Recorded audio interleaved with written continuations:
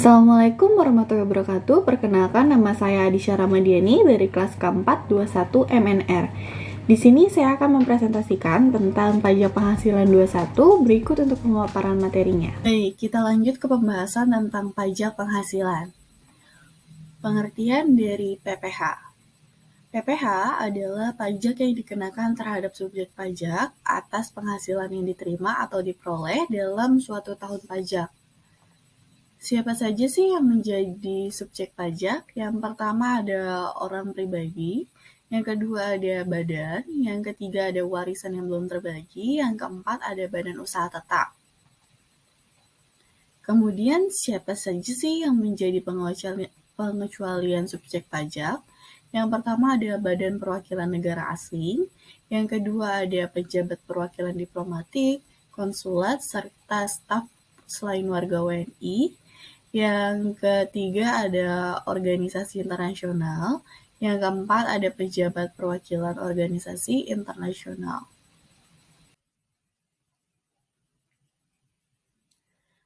Nah, apa sih yang dimaksud objek pajak? Objek pajak adalah setiap tambahan kemampuan ekonomis yang diterima atau diperoleh wajib pajak, baik yang berasal dari dan luar Indonesia, yang dapat dipakai untuk konsumsi atau menambah kekayaan wajib pajak yang bersangkutan dengan nama dan bentuk apapun. Yang pertama ada penghasilan dalam hubungan kerja dan pekerjaan bebas. Yang kedua ada penghasilan dari usaha dan kegiatan. Yang ketiga ada penghasilan dari modal. Yang keempat ada penghasilan lain-lain. Kemudian kita masuk ke dalam pembahasan pajak penghasilan pasal 21. Pengertiannya adalah aturan pembayaran pajak dalam tahun berjalan melalui pemotongan pajak atas penghasilan yang diterima oleh wajib pajak orang pribadi dalam negeri sehubungan dengan pekerjaan, jasa, dan kegiatan. Nah, siapa sih yang menjadi penyetor, pemotong dan pelopor dari PPh 21 ini? Yang pertama ada yayasan di bidang pendidikan, kesehatan, kesenian, olahraga, dan kebudayaan.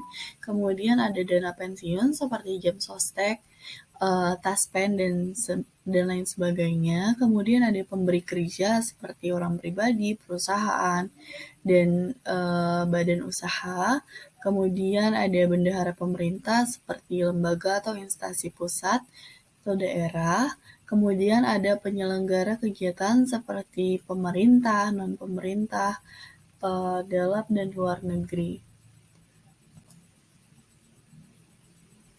Siapa saja sih yang wajib dan non-wajib untuk membayar PPh pasal 21? Yang wajibnya yang pertama ada penjabat negara, baik di bidang eksekutif, legislatif, yudikatif, pusat dan daerah. Yang kedua ada PNS, pusat dan daerah. Kemudian ada pegawai, tetap maupun lepas. Kemudian ada penerima uang seperti uang pensiunan, honorium, dan juga upah. Siapa saja sih yang menjadi non-wajib pajak? Ada penjabat dan staf perwakilan diplomatik negara asing. Yang kedua ada penjabat perwakilan organisasi internasional. Nah, apa saja sih yang menjadi objek pajak PPh pasal 21 ini? Yang pertama ada penghasilan teratur seperti gaji, premi bulanan, tunjangan, dan juga uang lembur. Yang kedua ada penghasilan tidak teratur seperti tantiem, gratifikasi, bonus, dan juga THR. Kemudian yang ketiga ada upah, harian, mingguan, satuan, ataupun borongan. Kemudian yang keempat ada uang tembusan atau pensiunan, pesangon, dan juga THT. Kemudian selanjutnya ada penghasilan lainnya. Yang terakhir ada penerimaan dalam bentuk natura, bukan dari wajib pajak.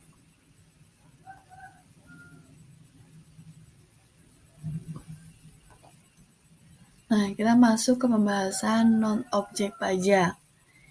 Yang tidak menjadi objek pajak itu yang pertama ada pembayaran asuransi dari perusahaan asuransi, yang kedua ada penerimaan dalam bentuk natura dari pemerintah maupun wajib pajak, yang ketiga ada iuran pensiun dan jaminan hari tua dibayar oleh pemberi kerja kepada lembaga, yang keempat ada kenikmatan berupa pajak yang ditanggung oleh pemberi kerja.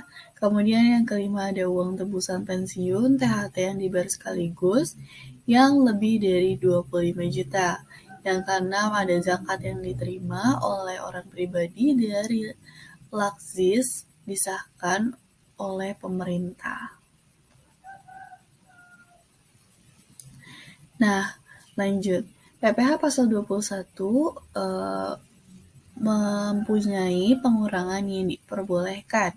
Yang pertama, pegawai tetap. Yang pertama itu biaya jabatan 5% dari pendapatan bruto atau pendapatan kotor atau maksimal 500.000 per bulan. Yang kedua, jaminan hari tua yang dibayar sendiri oleh wajib pajak kepada pengelola dana pensiun yang pendirinya disahkan oleh Menteri Keuangan. Kemudian yang ketiga adalah PTKP.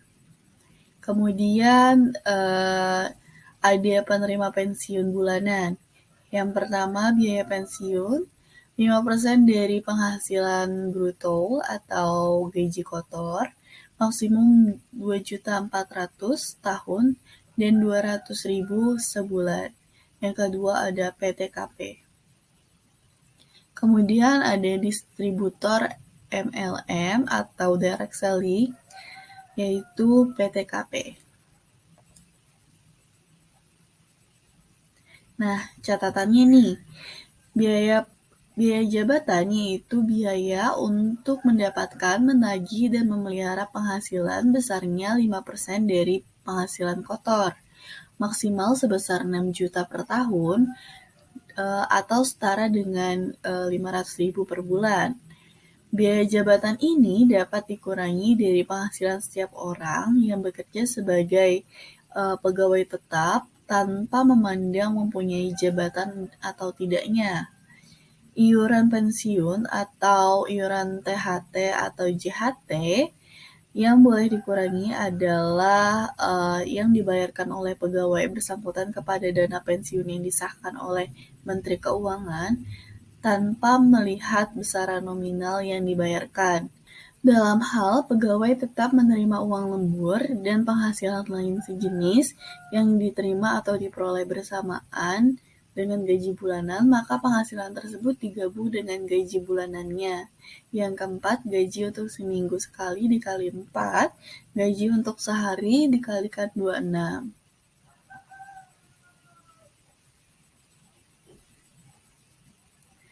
Nah, tarif PTKP terbaru tahun 2016 atau 2017.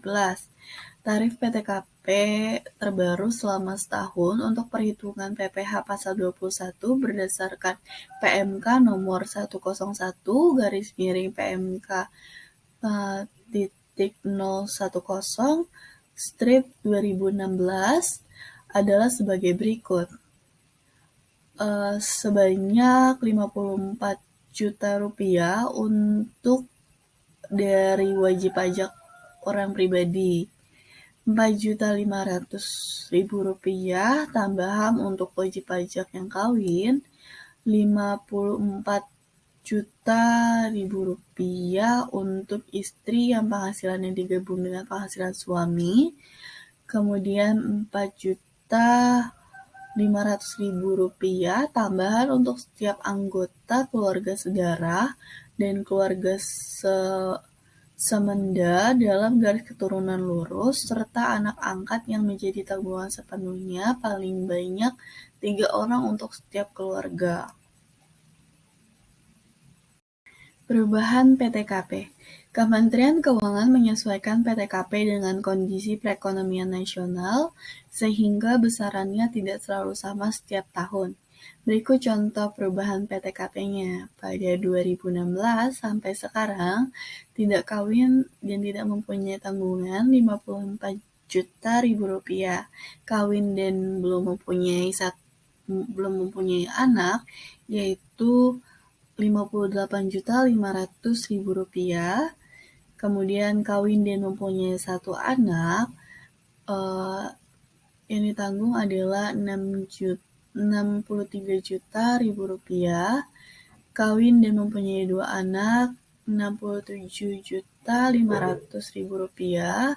Kemudian mempunyai lebih dari 3 anak, yaitu 72.000 rupiah.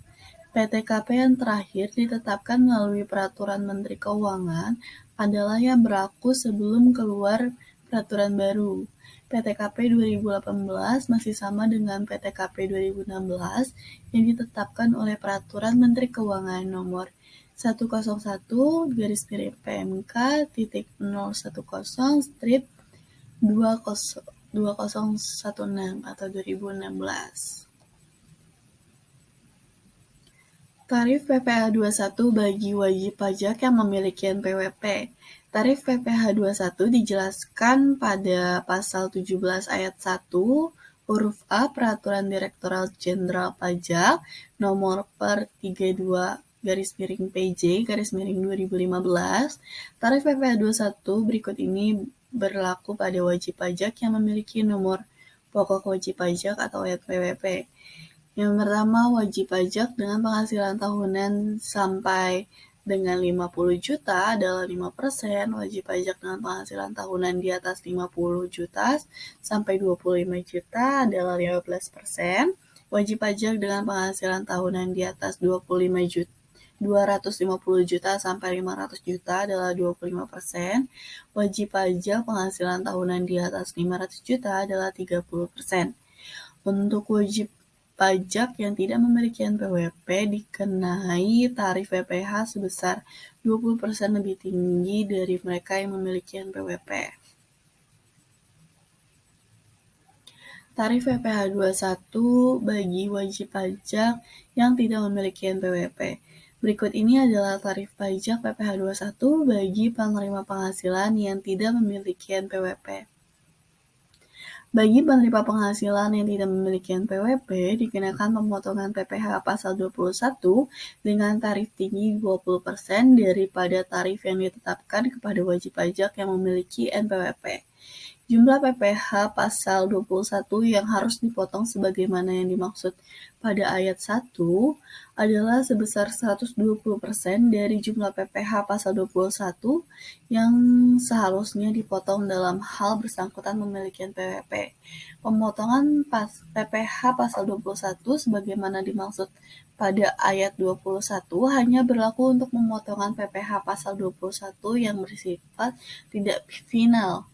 Dalam hal pegawai tetap atau penerima pensiun berkala, sebagai penerima penghasilan yang telah dipotong PPh pasal 21 dengan tarif yang tinggi sebagaimana dimaksud pada ayat 1, mendaftarkan diri untuk memperoleh NPWP dalam tahun kalender yang bersangkutan paling lama sebelum pemotongan PPh 21 untuk masa pajak Desember.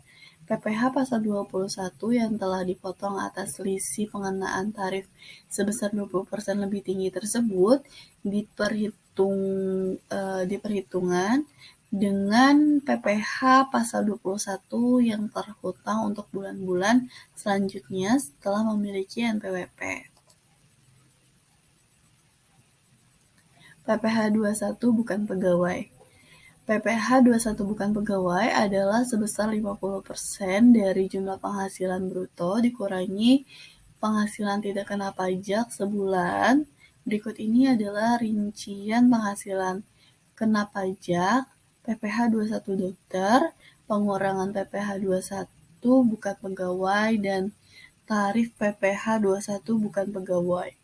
Jumlah PPh 21 bukan pegawai. PPh 21 bukan pegawai adalah sebesar 50% dari jumlah penghasilan bruto dikurang penghasilan tidak kena pajak sebulan. Terima kasih sudah mendengarkan penjelasan dari saya. Lebih dan kurangnya mohon maaf. Wabillahi taufiq wal hidayah. Wassalamualaikum warahmatullahi wabarakatuh.